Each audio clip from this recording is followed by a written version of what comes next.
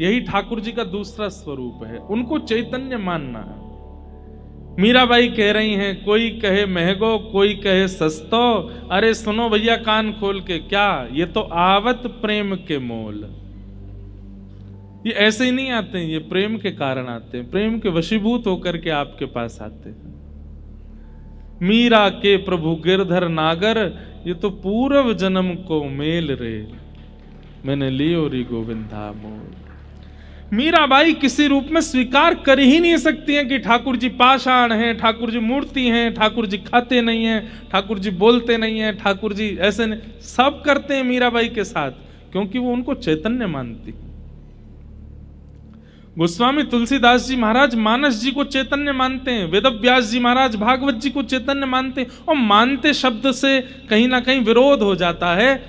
चैतन्य हैं, चैतन्य बुद्धि रखनी पड़ेगी। आप बरसाने गए, वृंदावन गए, नंदगांव गए, लेकिन जैसे गए वैसे ही आ गए, कोई फर्क नहीं पड़ा। इसका मतलब आप उनको चैतन्य मान के देख के नहीं आए हो, आप उनको जड़ मान करके ही दर्शन करके आए हो। अगर चैतन्य बुद्धि रख ली होगी तो वहां जाकर के कुछ अनुभव ना हो, ऐसा हो नहीं सकता। भगवान का दूसरा स्वरूप क्या है? चैतन्य।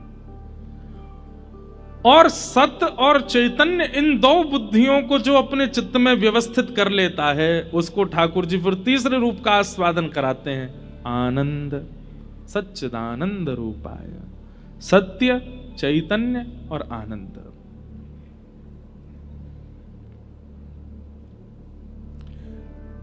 वेंकटाचल पर्वत जो है, जहां तिरुपति बालाजी विराजते हैं, वहां पर एक महापुरुष विराजते थे, सदगृहस्थ महापुरुष, गृहस्थी थे।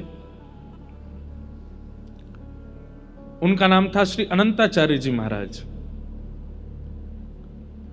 और जब वे वेंकटेश भगवान का दर्शन करने के लिए गए बहुत वर्षों पूर्व, तो वहां उनके चित्त में एक भावना प्रकट हुई कि इतनी गर्मी है यहां पर, और ये पर्वत पर ठाकुर जी इतनी गर्मी में विराजते हैं। एक ठाकुर जी के सुख के लिए यहां पुष्करणी होनी चाहिए, पुष्करणी तालाब, जलाशय हो, जिसमें ठाकुर जी कभी नौका विहार कर लें, कभी जल क्रीड़ा कर लें, आनंद करें। इसलिए हमारे वैष्णवों में भी नियम है कि जब जेठ का महीना आता है तो सब लोग अपने अपने घरों में भी ठाकुर जी के आगे एक टब जैसा रखते हैं, उसमें खूब पानी, उसमें गुलाब जल आदि रखेंगे, उसमें कमल आदि रख देते हैं, फुब्बारा लगा देते हैं आर्टिफिशियल, ठाकुर जी को जल का सुख हो। उसी को श्री वैष्णव परंपरा में पुष्करणी कहते हैं। विश्व में जहां कहीं भी मंदिर है, ठाकुर जी की पुष्करणी जरूर सिद्ध होती है। हमारे वृंदावन में राधा वल्लभ जी और बिहारी जी में जाओगे तो वहां तो श्रोता ही वो दर्शनार्थी भीगते रहते हैं, ऊपर फुब्बारे चलते रहते हैं ठाकुर जी के आगे। तो श्री अनंताचार्य जी महाराज के चित्त में आया कि ठाकुर जी के लिए एक जलाशय होना चाहिए। लेकिन वो इतने सेवक थे कि उन्होंने कोई ऐसा नहीं कि 4, 5, 10, 20 लोगों को ले आए हों, खुद ही लग गए सेवा में। खुद ही फावड़ा उठाया, गड्ढा करके वहीं पुष्करणी तैयार करने लगे। उनकी गृहिणी साथ में थी, वो सगर्भा थी, गर्भ में बालक था। अपनी पत्नी से बोले, देवी देखो, सगर्भ अवस्था में कथा सुनना, वैदिक पुराणों का पाठ करना, ठाकुर जी की सेवा करना, ये सब बहुत लाभकारी होते हैं। तुम्हारे गर्भ में बालक है, मैं जानता हूं पीड़ा तो है, पर तुम थोड़ी मेरी सहायता करना।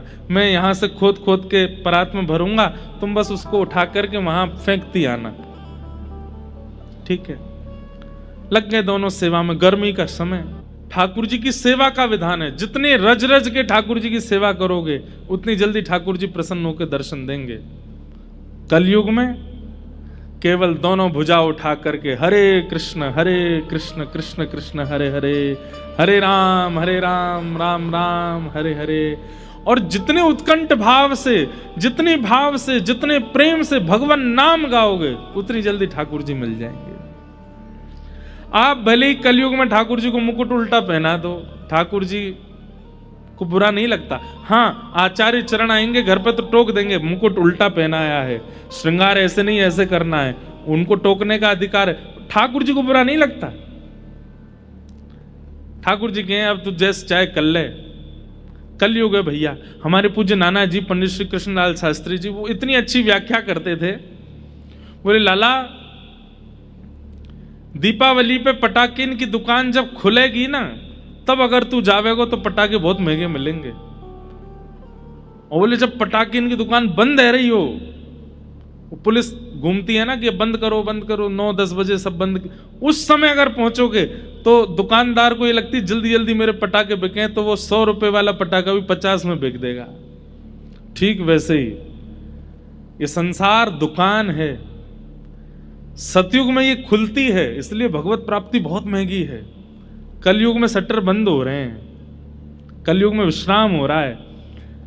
तो जब यहां जीव कहता मैं तप नहीं कर सकता, ठाकुर जी बोलते मत करे, यज्ञ कर ले, बोले यज्ञ भी नहीं होगा। बोले मत करे, सेवा कर ले, बोले वो भी नहीं होगी। अरे एक बार हरि बोल दे, बोले हाँ वो बोल दूंगा। बोले जल्दी बोल और मुंह पा ले।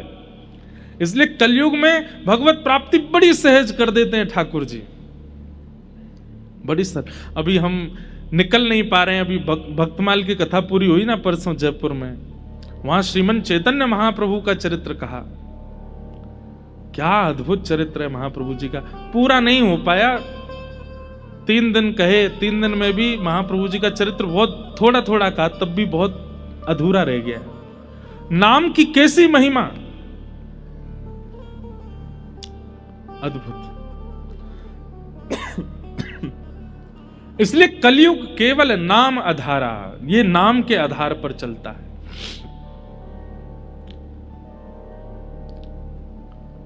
श्रेष्ठ से श्रेष्ठ, पवित्र से पवित्र भगवत प्राप्ति का साधन क्या है? तब सूत जी महाराज कहते हैं, बोले वैसे तो नाम से भगवत प्राप्ति हो जाएगी।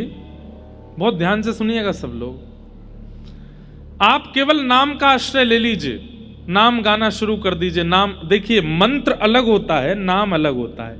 कई लोग जब मंत्र दीक्षा ले लेते हैं तो दीक्षा लेने के बाद बोलते महाराज जी नाम क्या जपना है? नाम आप कोई भी जप सकते हो।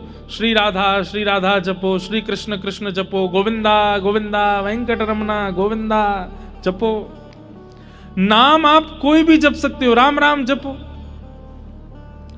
लेकिन मंत्र वही होना चाहिए जो आचार्य चरणों ने आपको प्रदान किया। मंत्र नहीं बदल सकते। नाम आप कितना भी गा सकते हैं, कभी भी गा सकते हैं, कैसे भी गा सकते हैं। तो नाम आवश्यक है कलिकाल में। लेकिन नामी को जाने बिना अगर नाम गाओगे तो उसका प्रभाव इतना नहीं होगा। बात समझ रहे हैं हमारी? आपको दवाई दे दी गई, आपने दवाई ले ली, तो दवाई अपना असर तो करेगी, लेकिन अगर दवाई भीतर जाकर के किस ऑर्गन पे जाएगी, अंदर जाके ऐसे डिसॉल्व होगी, फिर 1 घंटा बाद ऐसा होगा, ये पूरी अगर प्रक्रिया आपको पता चल जाए तो कहीं ना कहीं आप और जल्दी रिकवर करने लग जाओगे और जल्दी ठीक हो जाओगे। ठीक वैसे ही नाम औषधि है, लेकिन जब तक नामी को नहीं जानेंगे तब तक नाम का प्रभाव द्रुत गति से, तीव्रता से प्रकट नहीं हो पाएगा। कलयुग में नाम से ही सिद्धि मिलेगी, लेकिन जब तक नामी को नहीं जानोगे तब तक सिद्धि मिलना, सिद्धि क्या है कलयुग में? भगवत प्राप्ति। और नामी को जानने के लिए कथा का आश्रय लेना पड़ेगा। अब आप जप रहे हैं कृष्ण कृष्ण कृष्ण कृष्ण, लेकिन कृष्ण को जानते नहीं है, तो कृष्ण कृष्ण जपने से लाभ तो मिलेगा, लेकिन जैसा मिलना चाहिए वैसा नहीं मिलेगा। श्री राधा जपते तो हैं, पर श्री राधा रानी के रूप को जानते नहीं हैं, तो उसका क्या फायदा? आस्वादन तो आवश्यक है। मैंने आपसे कहा रसगुल्ला खा लो, आपने कहा कैसा होता? मैंने कहा मीठा। आपने कहा हमने कभी नहीं खाया, कैसा मीठा? मैंने कहा चीनी जैसा मीठा। आपने कहा हमने चीनी भी नहीं खाई। मैंने कहा गुड़ जैसा मीठा। आपने कहा गुड़ भी नहीं खाया। मैंने गन्ने जैसा मीठा। आपने कहा गुड़ गन्ना भी नहीं खाया। तो फिर मुझे पकड़ करके आपको ले जाना ही पड़ेगा। ले भैया खा के देख, ऐसा मीठा। मिठास जब तक चखोगे नहीं या कभी चखा नहीं होगा तब तक उसका आस्वादन। अब मैं मंच से कह दूं क्या, विष्णु विष्णु विष्णु जपने लग जाओ, आप कहोगे उससे क्या होगा? मैंने कल्याण होगा। कैसा कल्याण होगा? बोले जैसा राजा अम्बरीश के साथ हुआ। आप कहोगे अम्बरीश के साथ कैसा हुआ? बोले जैसा ध्रुव जी के साथ हुआ। आप कहोगे ध्रुव जी के साथ कैसा हुआ? जैसा प्रहलाद जी के साथ हुआ। प्रहलाद जी के साथ कैसा? अब मैं कितना भी बताऊं कि उनके साथ हुआ, उनके साथ हुआ, आपको वो तब तक अनुभव नहीं होगा जब तक आप स्वयं आस्वादन नहीं कर लोगे। और वो आस्वादन कराती है भागवत की कथा। इसलिए यहां सूत जी महाराज उत्तर देते हुए कहते हैं, कालव्याल मुखग्रास त्रास निर्णास हेतवे श्रीमद् भागवतम शास्त्रम कलौ कीरेण भाषितम्।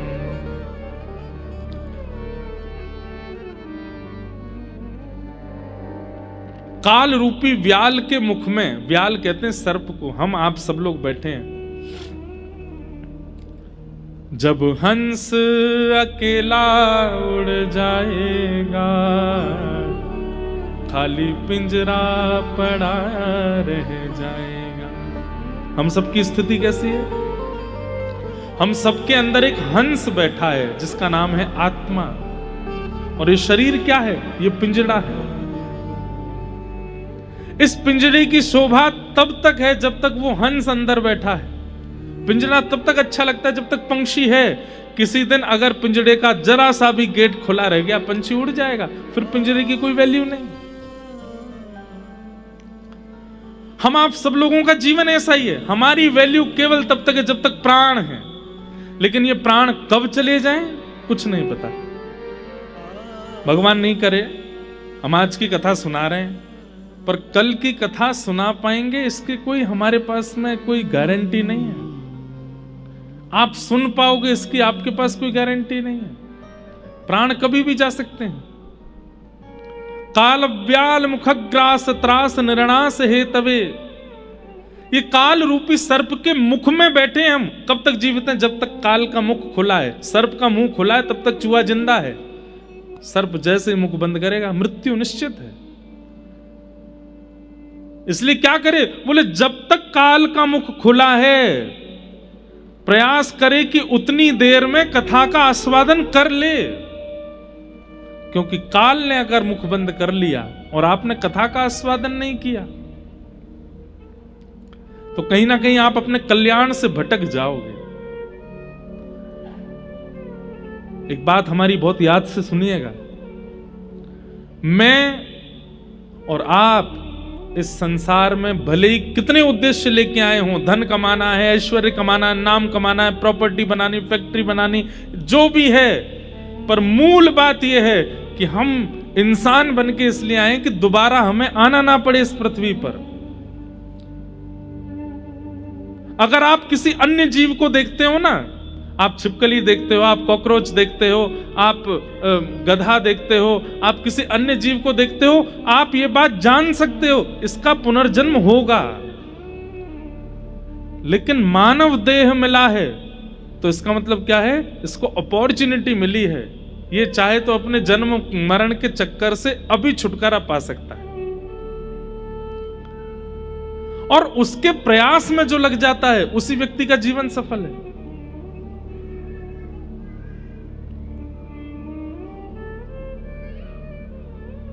इसलिए भैया भागवत का आश्रय ले लो। काल आवे, मृत्यु आवे, उससे पहले पहले भागवत जी का आस्वादन करते हुए जीवन में जो जो वक्ता बताते हैं उनको अपने जीवन में इंप्लीमेंट करना शुरू कर दो, लाना शुरू कर दो। उसी से कल्याण हो जाएगा। और नाम का आश्रय ले लो। श्रीमद् भागवतम शास्त्रम कलौ कीरेण भाषितम।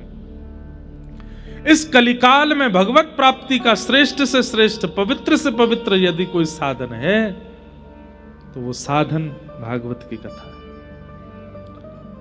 हम कहां तक कहें, 7 दिन भी बहुत दूर की बात है, 2 घंटे 1 घंटा 10 मिनट कथा सुन करके मैंने देखा है लोगों को परिवर्तित होते हुए।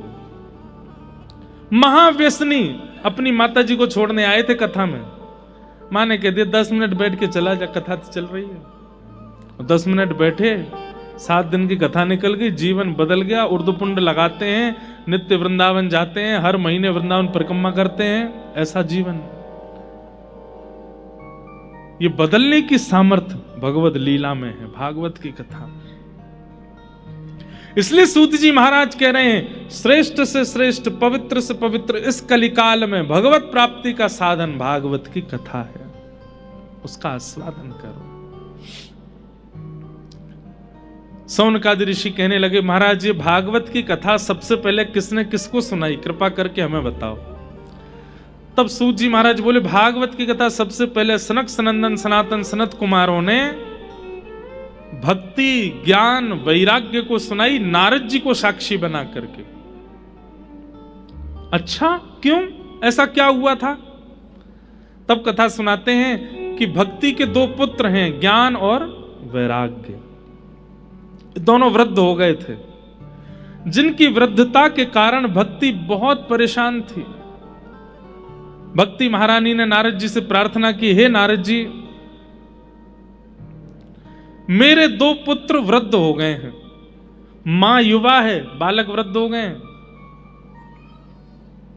यही भक्ति महारानी कहती हैं कि मेरा जन्म दक्षिण में हुआ। उत्पन्ना द्रविड़ेशाहम वृद्धिम कर्नाटके गताम क्वचित क्वचिन महाराष्ट्र गुर्जरे जीर्णताम गतः।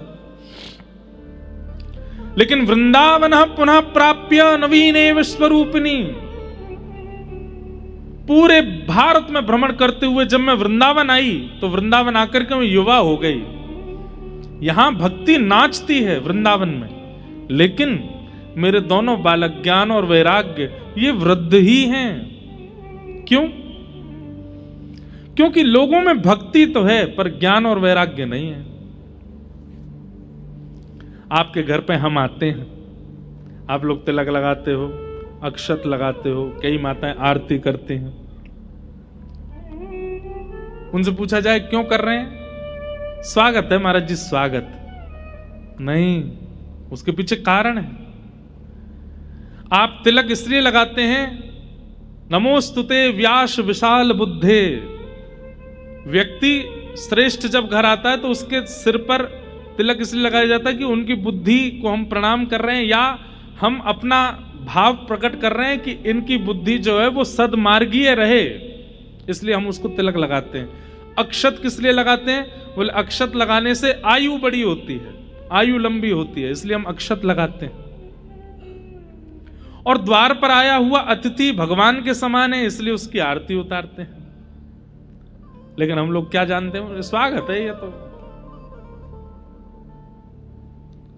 भक्ति तो है, ज्ञान नहीं।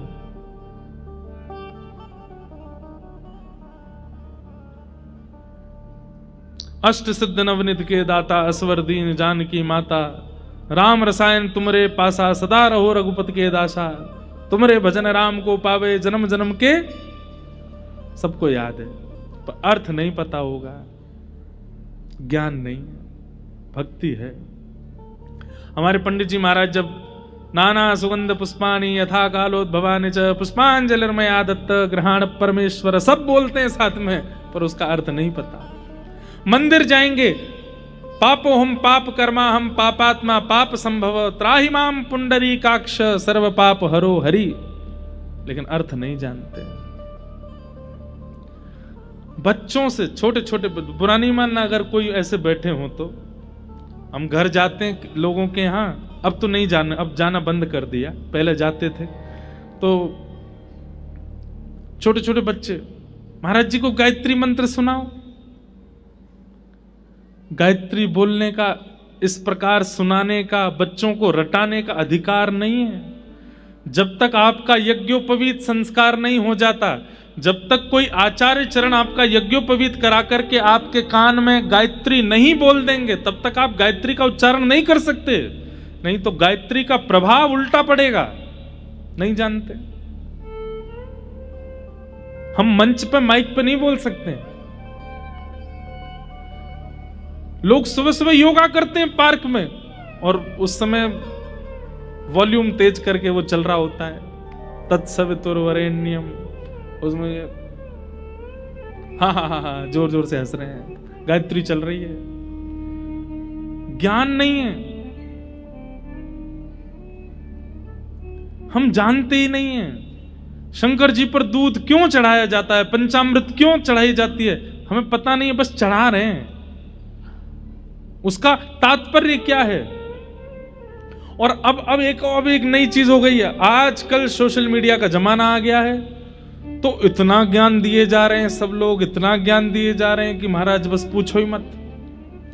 जगन्नाथ जी के हृदय में द्वारिकाधीश जी का दिल धड़क रहा है, बहता हुआ आ गया था समुद्र से।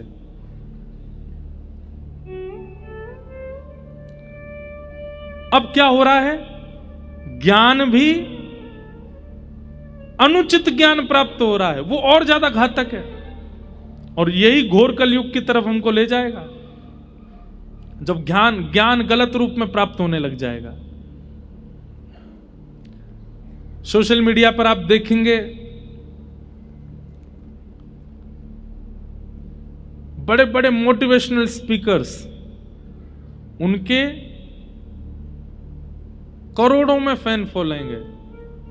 हमारे शंकराचार्य भगवान के 1000 लाख, जो मूल ज्ञान दे रहे हैं उनको कोई फॉलो नहीं कर रहा है। जो आचार्य चरण हैं उनकी है। तो हम लोगों में भक्ति तो है पर ज्ञान नहीं। आप कहेंगे महाराज जी ज्ञान की जरूरत क्या है? ठीक है, मतलब कोई माता जी हैं और उनके 2 छोटे छोटे बच्चे हैं, अब माता जी को तो आप सहर्ष स्वागत करके पुष्प हमारा प्रवेश नहीं है, उन मां के तुम चरण भी धोगे ना तो भी वो प्रसन्न नहीं होंगे, क्योंकि उनके बालक बाहर खड़े हैं। भक्ति के पुत्र हैं ज्ञान और वैराग्य। ये नहीं कहते हैं कि ज्ञान की अतिशयोक्ति हो, वैराग्य की अतिशयोक्ति हो, पर इतना तो हो कि सब पता हो कि हम जो क्रिया करते हैं उसका भाव क्या है।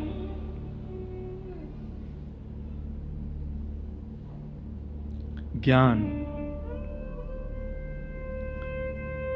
सद और असद की स्थिति को ज्ञान कहते हैं। सही क्या है, गलत क्या है, ये जान लेना ये भी ज्ञान नहीं है, ये जान करके इंप्लीमेंट करना ये ज्ञान है। हाथ में मांस लेकर के खाने वाला व्यक्ति वो नहीं जानता कि ये गलत है, उसको पता है, लेकिन वो फिर भी खाता है। हम सब जानते हैं कि क्या गलत है क्या सही है, पर फिर भी हम करते हैं क्योंकि वो इंप्लीमेंट नहीं हो पा रहा। इसीलिए भक्ति हमको लाभ नहीं देती।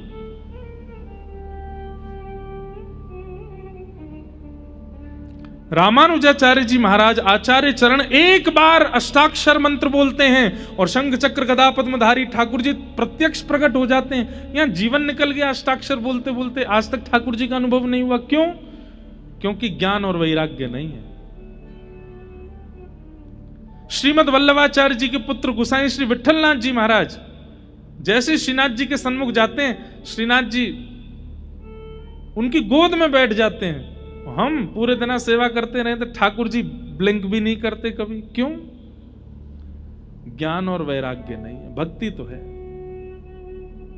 इसलिए हमारी प्रार्थना है भक्ति के साथ उनके पुत्रों को भी जीवन में स्थान प्रदान कीजिए। स्वस्तिक सबको आता है बनाना, लेकिन उसका अर्थ कोई नहीं जानता। स्वस्तिक का कारण क्या है? स्वस्ति यानी कल्याण, क माने करने वाला। उसकी चारों दिशाएं और चारों भाग पर जो उसके स्वरूप बनते हैं, मुख बनते हैं, वो समान होने चाहिए। छोटा बड़ा नहीं बना सकते आप, वो समान हो। और चारों भावों में बिंदी लगा करके उसको बनाते हैं और फिर उनके छोड़ को आदि आदि छोड़ देते हैं। मतलब हमारा सर्वांगीण रूप से जो कल्याण करे उसको स्वस्तिक कहते हैं। नहीं जानते। तिलक के भी अपने अपने रूप होते हैं। हमने श्री वैष्णव तिलक लगाया है, बीच में श्री हैं यानी कि लक्ष्मी, श्री हैं यानी कि श्री किशोरी जी। ये 2 श्वेत हैं, दोनों तरफ ठाकुर जी के चरणारविंद, और मध्य में नीचे आसन है, आसन पर श्री और ठाकुर जी के चरणारविंद विराजमान है। रामानंदी परंपरा में वहां पर उनका रूप अलग है, वल्लभ कुल परंपरा में रूप अलग है, सब जगह के अपने अपने भाव हैं। अब डिजाइनिंग होने लगी है, ये डिजाइन हो गई है, अब ये तिलक नहीं रह गए हैं। डिजाइन बना के चलेंगे सिर पे। भक्ति तो है पर ज्ञान नहीं है हमें। ज्ञान का मतलब बहुत नॉलेज होना नहीं होता। मैं हर कथा में कहता हूं, रावण को हमसे ज्यादा नॉलेज थी, बहुत नॉलेज थी उसको। ज्ञान का मतलब होता है विवेक होना। एक लीला सुनाए। हमारे श्री वैष्णव परंपरा में दक्षिण भारत में एक आचार्य चरण हुए श्री यामुनाचार्य जी महाराज।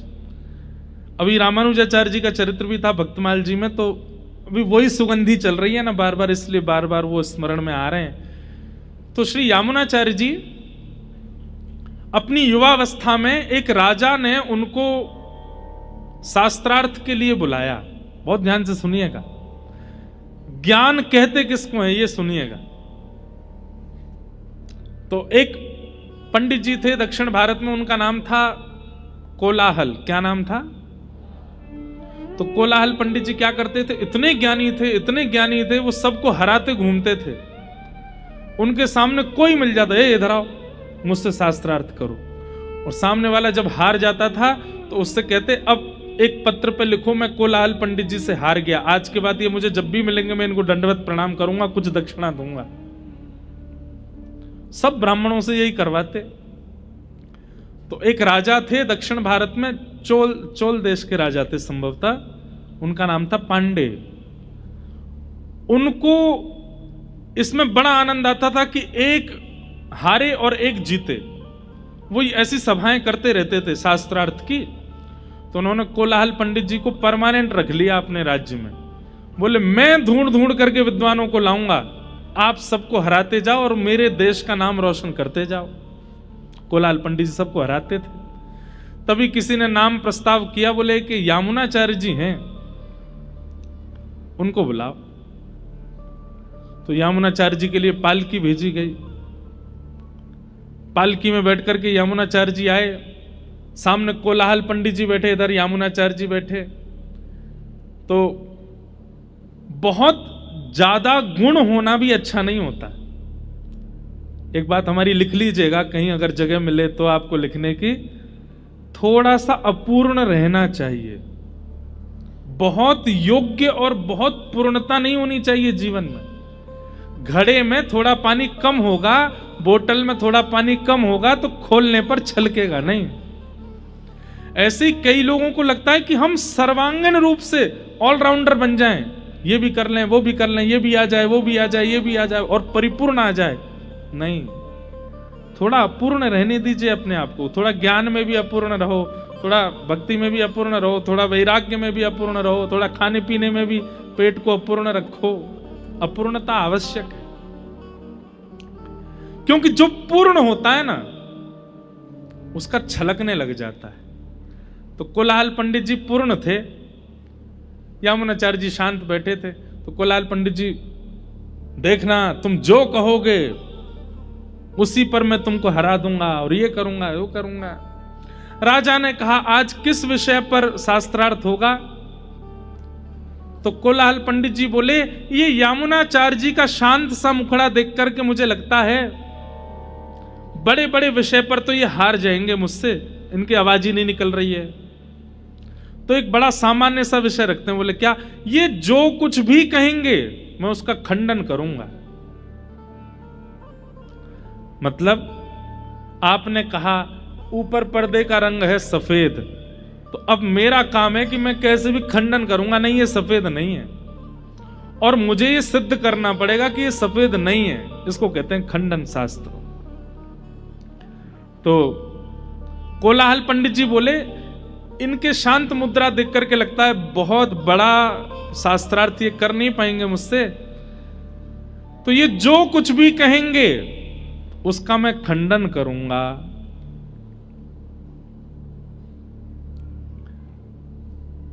राजा ने कहा कितने वाक्य बोलने की अनुमति है? बोले 3 वाक्य बोलेंगे ये, और मैं तीनों वाक्यों का खंडन करके इनको हराऊंगा।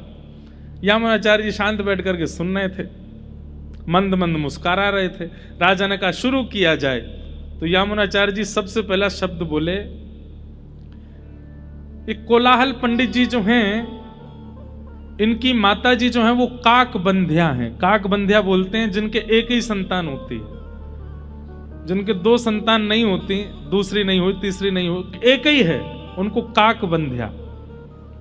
और कोलाहल जी अकेले ही थे, ना उनकी कोई बहन थी ना कोई भाई था। यामुनाचार्य जी बोले इनकी माता जी काकबंध्या हैं, करिए खंडन। अब कोलाहल बोले इसका खंडन कैसे करूं, मैं अकेला ही हूं, मेरे कोई भाई नहीं बहन नहीं, खंडन वाला नहीं चलेगा, कोई और बात करते। वो समझ गया कि ये मुझे हरा देंगे अब। तो राजा बोला नहीं नहीं, अभी 2 वाक्य रह गए हैं, उनमें खंडन भी कर दोगे तो भी आपकी विजय मानी जाएगी। तो सीरीज में 3 मैच यदि हैं तो 1 हार गए तो 2 जीत जाओ तो भी सीरीज होती है ना आपकी। बोले अभी तो 1 ही हारे हो, अभी 2 बातें और बोलेंगे। तो यामुनाचार्य जी दूसरी बात बोलते हैं, चोल देश के राजा पांडे ये बड़े धर्मनिष्ठ राजा हैं, ये बड़ी नीति से चलते हैं, गुरु आज्ञा का पालन करते हैं, करिए इस बात का खंडन। अब वो पांडे राजा देखे, राजा को देखे, राजा तलवार पकड़े, करो खंडन। हाथ जोड़ करके बोला इस बात का भी कोई खंडन नहीं। बोला अब तीसरी बात सुनो, ये पांडे राजा की जो पत्नी है ना वो एकनिष्ठ पतिव्रता है, करो खंडन। राजा ने कह दिया तो तू अंतिम बात का भी खंडन करेगा तो भी मैं तुझे समान पुरस्कार दे दूंगा। यामुनाचार्य जी बोले पांडे राजा की पत्नी जो है वो पतिव्रता नारी है, करो खंडन। पांडे वो कोलाहल पंडित जी चरणों में गिर गए, बोले महाराज आप क्या हैं? तब यामुनाचार्य जी कहते हैं बहुत पढ़ा लिखा होना ज्ञानी नहीं कहलाता, किस जगह कितना बुद्धि का प्रयोग करना है उसको ज्ञान कहते हैं। और वही ज्ञान भक्ति का बेटा है, भक्ति का पुत्र है। सत्संग क्या सिखाता है भाई? रसोई घर में हल्दी भी रखी है, हींग भी रखी है, नमक भी रखा है, अदरक भी रखी है, टमाटर भी रखे हैं, आलू भी रखे हैं। अब आप किसी ऐसे को भेज दो, उसको पता तो है कि हल्दी है, ये हींग है, ये नमक है, ये अदरक है, ये आलू है, ये टमाटर है। बोले सब्जी बनाओ। अब उसको ये नहीं पता कि अनुपात कितना डाला जाता है। कहीं से भी टमाटर काटेगा, कहीं से भी अदरक छील देगा, सब कुछ मिला मिलू करके बना के दे देगा। अब उसको यही नहीं पता कि नमक कितना डालना है, तो बिगाड़ देगा ना सब्जी को। हम आप सब लोग ऐसे ज्ञानी हैं, हमें पता तो है रामचरितमानस में ये है, श्रीमद् भागवत में ये है, खाटू श्याम जी की महिमा ये है, बद्रीनाथ जी की महिमा ये है, जगन्नाथ जी के महाप्रसाद की महिमा ये है, तिरुपति बालाजी में केशदान की महिमा ये है ये। पर उसका जो मूल आधार है वो हम नहीं जानते। इसलिए जितनी हल्दी डालनी चाहिए उतना नमक डाल करके हम सब्जी बिगाड़ देते हैं। भाई हल्दी की मात्रा 1 चम्मच डलेगी, नमक की मात्रा तो चुटकी से डलेगी। और ये कौन सिखाता है? ये कथा सिखाती है। ज्ञान तो हो गया, लेकिन उस ज्ञान का प्रयोग कैसा होना चाहिए जीवन में, ये सत्संग सिखाता है। एक प्रकार से कह दें तो सत्संग क्या करता है?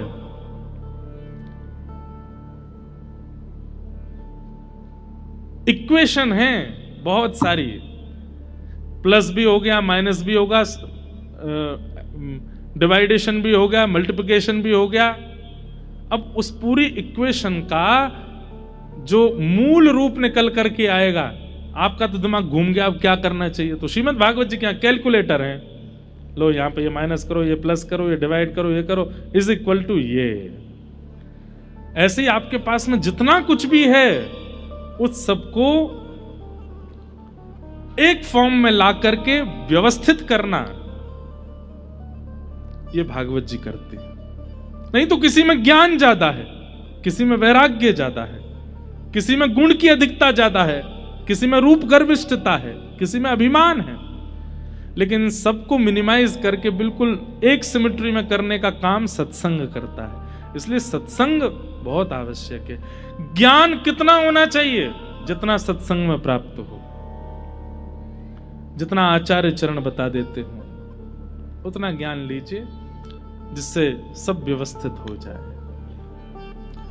और वो ज्ञान भी अगर जीवन में नहीं है तो भक्ति होते हुए भी आप प्रसन्न नहीं रह पाओगे।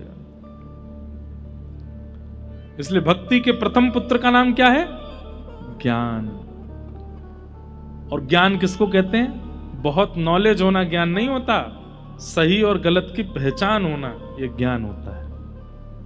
वैराग्य, सब कुछ छोड़ देना वैराग्य नहीं होता, सबके बीच में रहते हुए भी अपने मन को मचलने ना देना, इसको वैराग्य कहते हैं। सब कुछ है आपके पास, आपके पास में खाने के लिए बहु व्यंजन है, पहनने के लिए बहुत सामग्री है, भोग भोगने के लिए दुनिया भर की सामग्रियां हैं। आप पे इतना धन है, आप चाहें तो रात का डिनर दुबई करके आओ, सवेरे का ब्रेकफास्ट सिंगापुर में करो, मध्याह्न भोजन स्विट्जरलैंड में जाकर के करो। लेकिन इतनी योग्यताएं मिलने के बाद भी उसका उपभोग ना करके बहुत व्यवस्थित जीवन जीना, ये वैराग्य है। वैराग्य का मतलब सब छोड़ देना नहीं होता, सबके बीच में रहते हुए भी मन को मचलने ना देना, ये वैराग्य है। और ये दोनों ही भक्ति के पुत्र हैं। हमारी बात मान लीजिए, आप जितनी भक्ति करते हैं उतनी भक्ति ही आनंद देने लग जाएगी, अगर सही अनुपात में ज्ञान और वैराग्य आपके जीवन में आ गए तो। अतिशय ज्ञान, अतिशय वैराग्य भी भक्ति को प्रसन्न नहीं करते। बालक मां को ज्यादा प्यारा तो हमेशा ही रहता है, पर अधिक प्यारा तब होता है जब वो मां के अंडर में ही रहे। जैसे कई माताओं की शिकायत, अब तो बेटा तू हमारे हाथ से निकल गया, तब तक ये अच्छा था जब तक हम कपड़े पहनाते थे, हम खिलाते थे, हम ही तैयार करते थे। और बच्चे तभी तक ही अच्छे रहते हैं जब तक वो माँ के अंडर में रहें, माँ ही खिलावे, माँ ही पहनावे, माँ ही सुलावे, माँ ही उठावे, बालक बिगड़ता ही नहीं। जिस दिन बालक अपने शर्ट का बटन खुद लगाने लग जाता है, खुद खाने लग जाता है, अच्छी बात है, वो तो योग्य बन ही जाता है, पर कहीं ना कहीं जब अपने जीवन के निर्णय भी खुद लेने लग जाता है, वहीं से थोड़ा बिगड़ना शुरू हो जाता है। तो ज्ञान और वैराग्य कितने होने चाहिए कि भक्ति के अंडर में ही रहें, भक्ति से अधिक ना हो, पर हो तो हमारे अंदर, हमारे पास तो उतने भी नहीं है। भक्ति प्रसन्न तभी होती है जब ज्ञान वैराग्य हो। नारद जी महाराज से कहा कि महाराज मेरे पुत्रों को युवा कीजिए। नारद जी महाराज भ्रमण करते हुए बद्रिकाश्रम गए और बद्रीनाथ में जाकर के सनक सनंदन सनातन सनत कुमारों से कहा कि भक्ति के पुत्र ज्ञान और वैराग्य की योग्यता के लिए कोई साधन बताइए, ये दोनों कैसे प्रबल होंगे। तब आपने 5 प्रकार के यज्ञ बताए और उसमें पंचम यज्ञ क्या बताया? ज्ञान यज्ञ। और ज्ञान यज्ञों में भी सर्वश्रेष्ठ ज्ञान यज्ञ कौन सा है? कि सत्कर्म सूचको नूनम ज्ञान यज्ञ स्मृतो बुधैः श्रीमद् भागवतालाप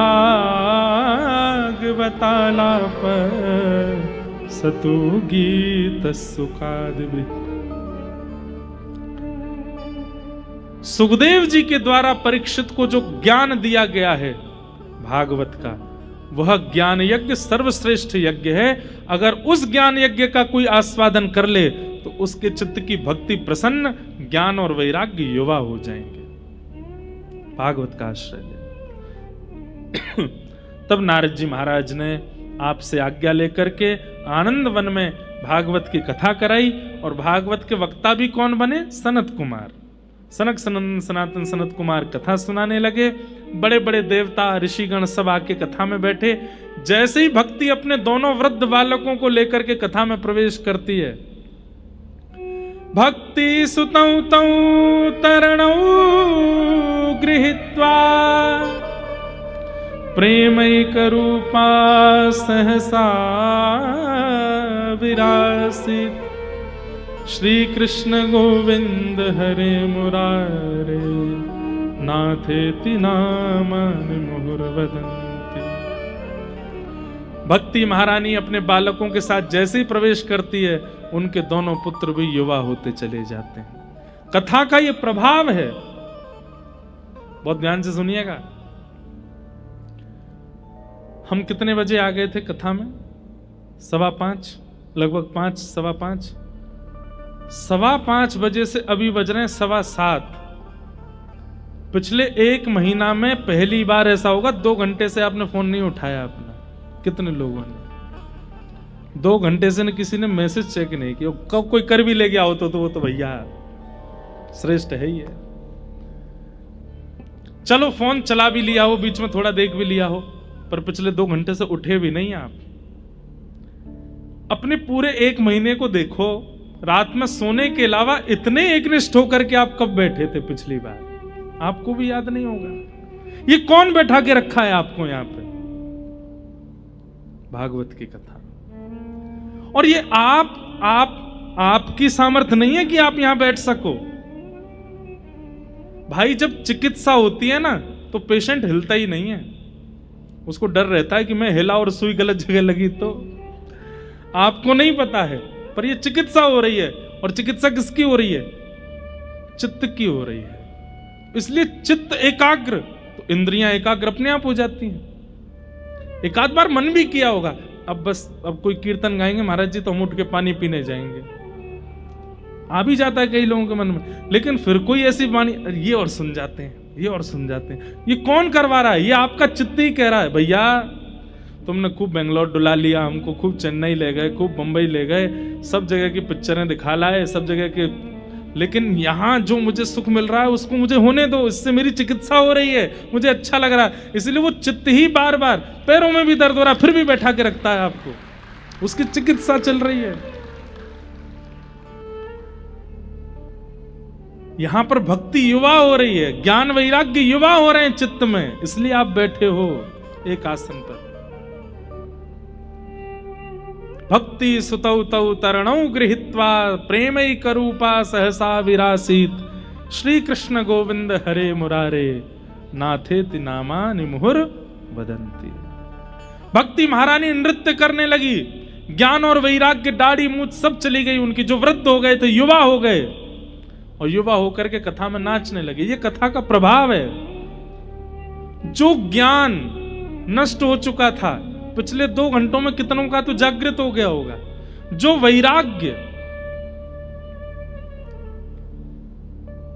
वैराग्य देखो कैसा, कई लोगों को एडिक्शन होता है, किसी को चाय का होता है, किसी को कुछ खाने का होता है, किसी को, चलो खाना पीना तो हम सामान्य देखने का ही होता है, एडिक्शन होता है कईयों को। आजकल एक नया एडिक्शन चला है इंटरनेट का, सोशल मीडिया का, ही एडिक्शन ही है। महाराज भोजन नहीं दो चलेगा, एकादशी पर अन्न छोड़ना आजकल बड़ी बात नहीं है। फोन छुड़वा के दिखा दो एकादशी पर।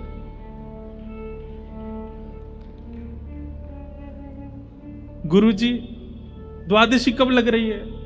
जल्दी बताओ, अंगूठों में दर्द हो रहा है। दर्श बिन दूखन लागे नैन, आंखों में दर्द हो रहा है, स्क्रीन नहीं देखी है।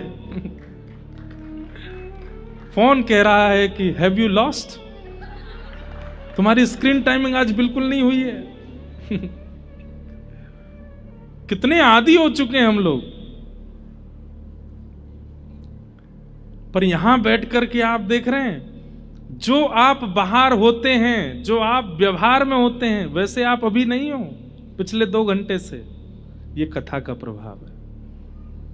भगवान अर्जुन गीता में, भगवान अर्जुन से कहते हैं, दुनिया में 2 कठिन सबसे काम है। सबसे पहला, बिना किसी की सहायता के स्वाध्याय करना, बिना किसी ट्यूशन के, ट्यूटर के, बहन के, भैया के पढ़ाए बिना खुद ही पढ़ना, खुद ही उसका अवलोकन करना, बहुत कठिन है। और दूसरा, बहुत देर तक शांत रह के किसी और को सुनना। ये 2 सबसे कठिन काम है। और ये दोनों मेरी कृपा के बिना नहीं हो सकते। आप लोग सुन रहे हैं, ये उन्हीं की कृपा है। यहां भक्ति ज्ञान वैराग्य की चिकित्सा हो रही है, इसलिए आप सुन रहे हैं, इसलिए आप बैठे हैं। इस प्रकार भक्ति महारानी ज्ञान वैराग्य के साथ आई और युवा होने लगी। मानो भक्ति महारानी कहने लगी हूं, हो व्रज के नंद लाला, राधा जी के सांवरिया, सब दुख दूर हुए जब तेरा नाम लिया। ब्रज के सब लोग गाइए, राधा जी के सांवरिया, सब दुख दूर हुए जब तेरा नाम लिया। ओ ब्रज के नंद लाला, राधा जी के सांवरिया, सब दुख दूर हुए जब तेरा नाम लिया।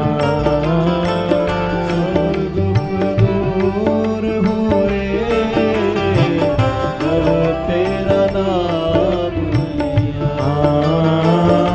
सब दुख दूर हुए जब तेरा नाम लिया।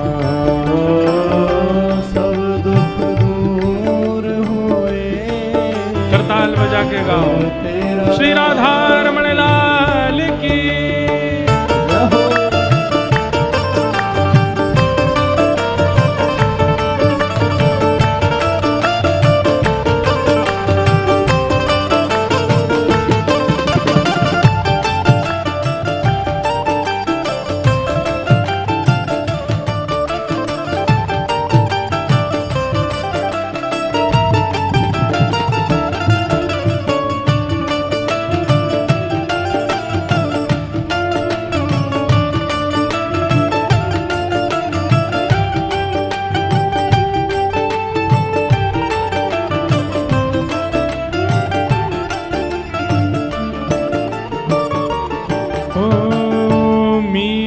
पुकारे तुम्हें गिरधर गोपाला,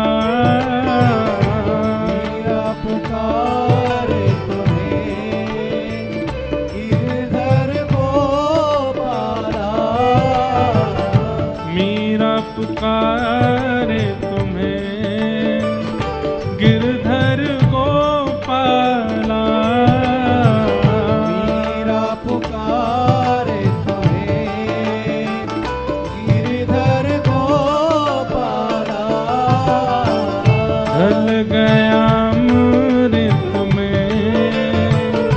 विष का भरा प्याला,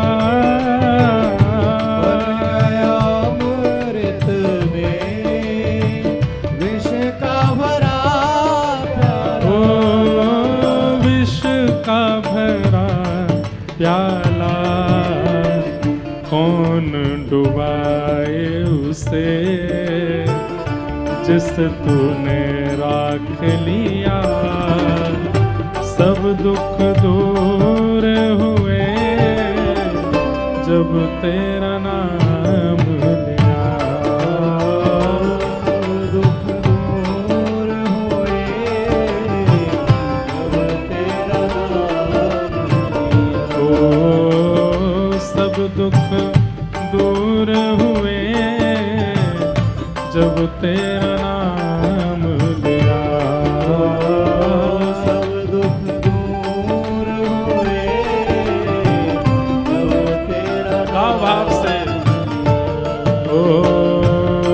के नंद लाला,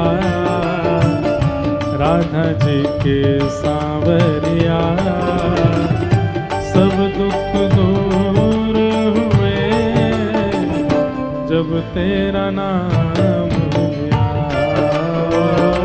सब दुख दूर हुए जब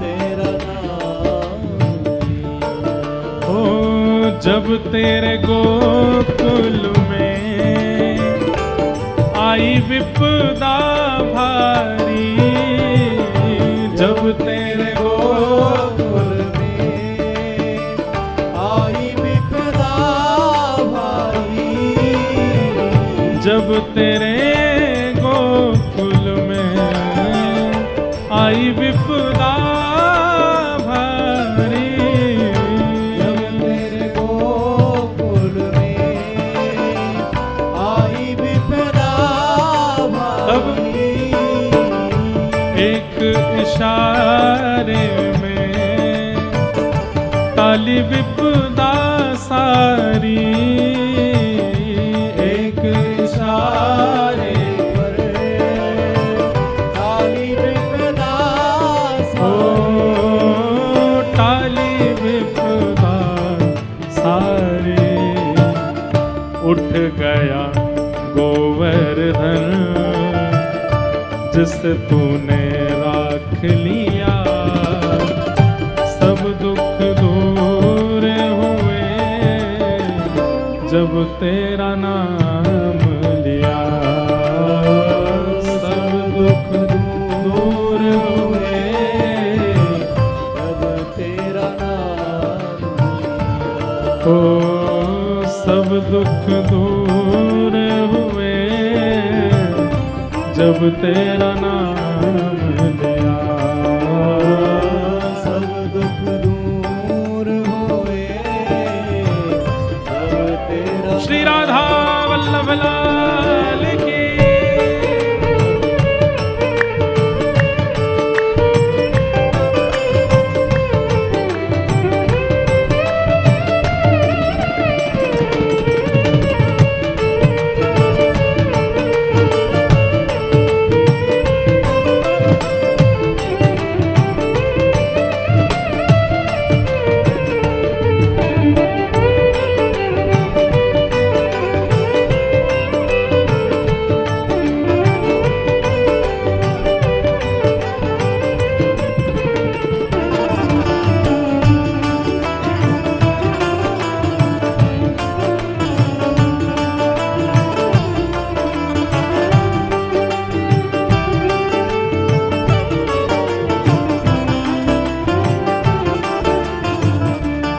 अंतिम बात, देख रहे हो तुम मेरे दुखड़े सारे, देख रहे हो तुम मेरे दुखड़े सारे, देख रहे हो तुम मेरे दुखड़े सारे, देख रहे हो तुम मेरे दुखड़े सारे, कब दर्शन दोगे मेरी आँखों के तारे, कब दर्शन दोगे मेरी आँखों के तारे, ओ कब दर्शन दोगे मेरी आँखों के तारे, कब दर्शन दोगे मेरी आँखों के तारे, ओ मेरी आँखों के तारे, अधर पे मुरली है कांधे पे कामरिया, सब दुख दूर हुए जब तेरा नाम लिया, सब दुख दूर हुए जब तेरा नाम लिया, ओ सब दुख दूर हुए जब तेरा नाम लिया, सब दुख दूर हुए जब तेरा नाम लिया,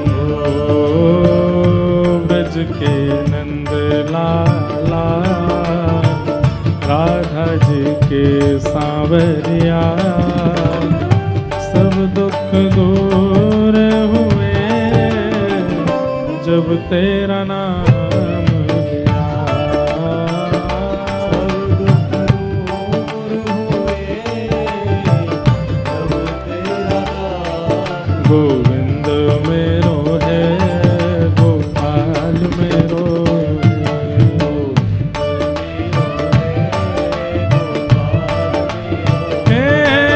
गोविंद मेरो है, गोपाल मेरो है।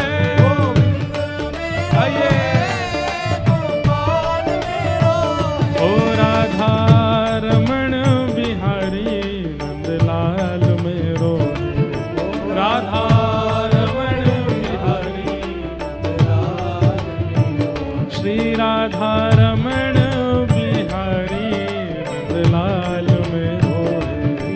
राधा पूजा उठा के गाओ। हे गोविंद मेरो है, गोपाल मेरो है।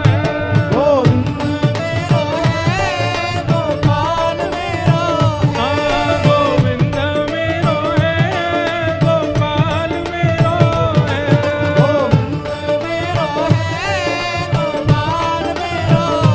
राधा वल्लभ बिहारी नंदलाल मेरो है।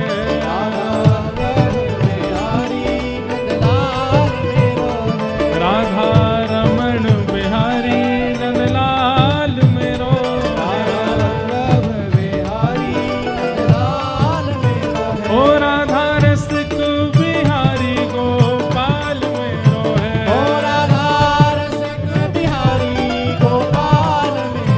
ओ प्यारो गिरिवरधारी नंदलाल मेरो है। ओ प्यारो कुंज बिहारी नंदलाल मेरो है। प्यारो श्री राधा रमण बिहारी गोपाल मेरो है।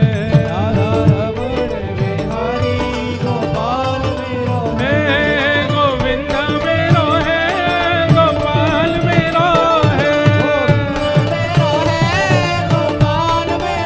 हाँ, गोविंद मेरो है,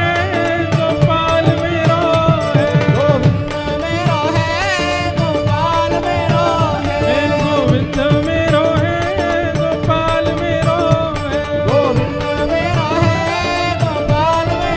हे गोविंद मेरो है, गोपाल मेरो है। हाँ, गोविंद मेरो है। हाँ, गोविंद मेरो है। हे गोविंद मेरो है। हाँ, गोविंद मेरो है। हे गोविंद मेरो है। हाँ, गोविंद मेरो है। हे गोविंद मेरो है। हाँ, गोविंद मेरो है। हे गोविंद मेरो है।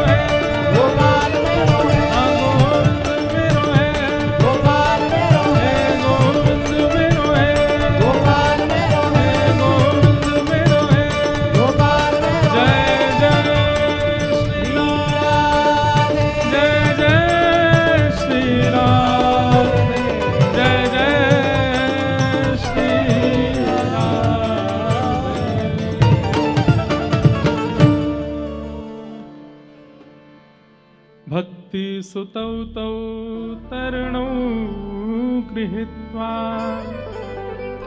प्रेमैकरूपा सहसा विरासे श्री कृष्ण गोविंद हरे मुरारे नाथे ते नामानि मुहुर्वदन्ति। भक्ति ज्ञान वैराग्य तीनों युवा हो गए। यही भागवत का महात्मा है।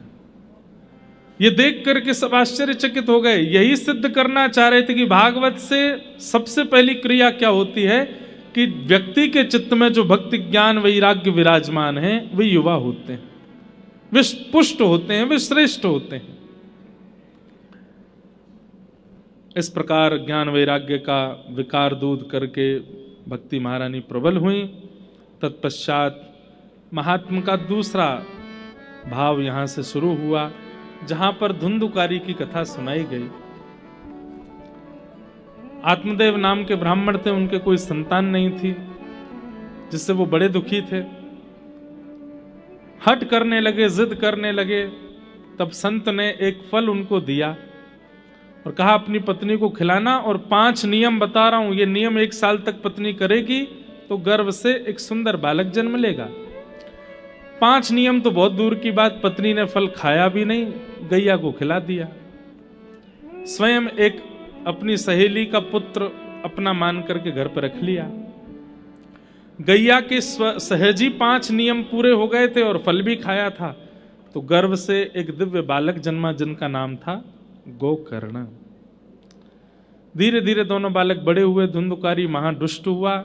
माता पिता से विद्रोह करने वाले बालक, ध्यान से, यहां तो कोई बैठा नहीं होगा लेकिन जो सुन रहे हो, माता पिता से विद्रोह करने वाले बालक, उनको मृत्यु के पश्चात प्रेत बनना पड़ता है, उनको प्रेत योनि में जाना पड़ता है। और जीते जी बालकों से विद्वेष करने वाले माता पिता, वैसे तो होते नहीं है पर आजकल कलयुग है, कुछ कह नहीं सकते, उनको भी कहीं ना कहीं प्रेत बनना पड़ता है। बालक, उनका धर्म है कि माता पिता की सेवा और आज्ञा का पालन करे, और माता पिता का धर्म है कि बालक को श्रेष्ठ व्यक्ति, श्रेष्ठ ज्ञानी बनावे। अगर इन दोनों कार्यों से दोनों पक्ष छूटते हैं तो दोनों को ही भोगना पड़ता है। धुंधुकारी मृत्यु के बाद प्रेत बना, क्योंकि माता पिता का इतना अनहित किया था, वैश्यागमन आदि सब किया था, प्रेत बना। प्रेत बनने के कारण उसकी सदगति नहीं हुई, गया जी में श्राद्ध करने से भी वो मुक्त नहीं हुआ। तब आपके भाई गोकर्ण जी महाराज ने सूर्य नारायण से आज्ञा ली कि आप आज्ञा करें, मेरा भाई प्रेत योनि से कैसे मुक्त होगा। तब सूर्य नारायण भगवान ने आज्ञा करते हुए कहा, भागवत जी की कथा कराओ। जो अत्यंत प्रेत योनि में पड़ा होगा, घनघोर प्रेत योनि में फंसा होगा, वो भी भागवत जी के पाठ निमित्त मात्र से, कथा निमित्त मात्र से मुक्त हो जाता है। सोचिए, जो हैं नहीं शरीर से, किसी प्रेत योनि में फंस गए हैं, उनको भागवत जी जब मुक्त कर देती, तो हम तो जीवित हैं, हम तो जिंदा हैं, हमको मुक्त नहीं करेंगे? निश्चित मुक्त करेंगे। प्रेतों को मुक्त करने की सामर्थ्य जब भागवत जी में है, तो जीवित को तो परम पद ठाकुर जी प्राप्त कराने की पूर्ण सामर्थ्य भागवत जी में है। ऐसी भागवत जी का आश्रय लेना चाहिए। इस प्रकार भागवत जी का महात्म्य कहा गया। आज के महात्म्य के भाव को हम यहीं विश्राम देते हैं।